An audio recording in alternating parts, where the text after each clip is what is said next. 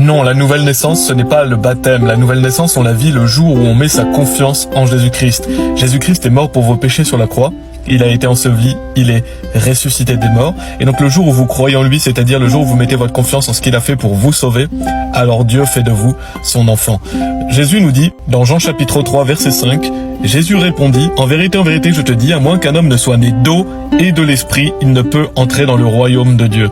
Donc Jésus qui parle à Nicodème dit, à moins qu'un homme ne soit né d'eau, et donc ça c'est la naissance physique, et de l'esprit, ça c'est la nouvelle naissance, il ne peut entrer dans le royaume de Dieu. Et au verset 6, il est dit, ce qui est né de la chair est chair, donc ça confirme le fait que la naissance d'eau, c'est la naissance physique, c'est la naissance que vous vivez après avoir été dans les eaux, dans le ventre de votre mère.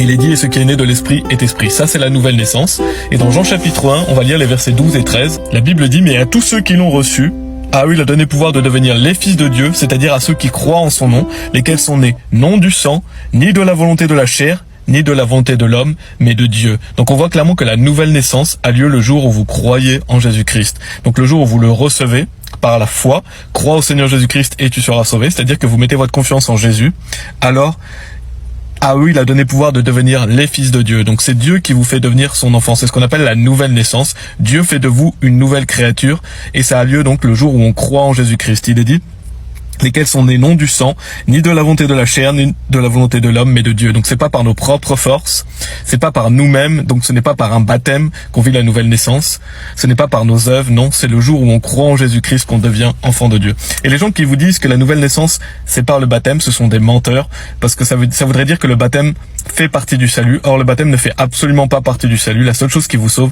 c'est la foi. Si vous croyez que le baptême sauve, alors vous n'êtes pas sauvé, parce que vous n'avez pas confiance en Jésus-Christ pour vous sauver, mais dans vos œuvres.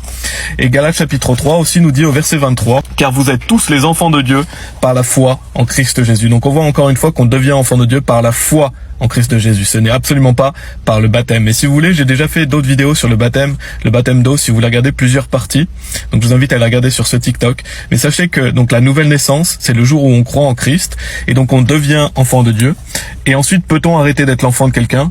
Eh bien, bien sûr que non. Une fois que vous êtes devenu enfant de Dieu, que vous avez vécu la nouvelle naissance, Dieu soit loué, vous êtes enfant de Dieu, plus jamais vous pouvez aller en enfer, vous avez la certitude d'aller au paradis, puisque Dieu vous aime pour l'éternité. Et si vous commettez des péchés, Dieu vous châtiera, il vous punira parce qu'il vous aime, mais il vous punira sur cette terre, pas de l'enfer, bien sûr, parce que vous êtes son enfant. Et si vous faites des bonnes choses, Dieu va vous bénir, il va vous récompenser aussi. Donc assurez-vous d'être enfant de Dieu, regardez la vidéo YouTube qui est en lien sur l'accueil si vous voulez. Le jour où vous êtes enfant de Dieu, Dieu soit loué, votre place est réservée au paradis, vous êtes certain d'aller au paradis. Amen.